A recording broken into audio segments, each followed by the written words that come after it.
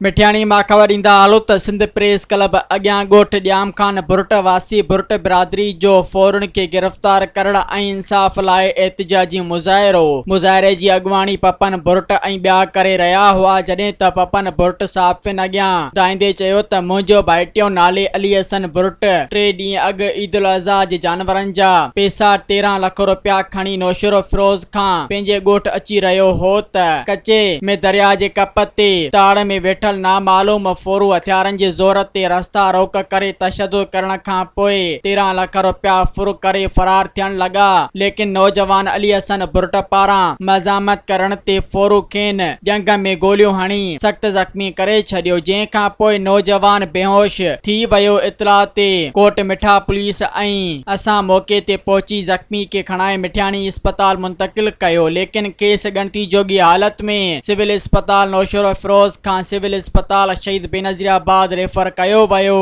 ॿिए पासे मुतासिरीन DIG शहीद बेनज़ीराबाद ऐं SSP नौशरो फिरोज़ ऐं वस वारनि खां मुतालबो कंदे चयो आहे त ख़ुदा जे वास्ते असांजे नौजवान खां फुर थियल रोक रक़म वापसि ॾियारी वञे ऐं मुलविस जवाबदारनि खे गिरफ़्तार करे असां सां इंसाफ़ कयो वञे, न त ॿी सूरत में एहतिजाज जो दाइरो वसी कयो वेंदो।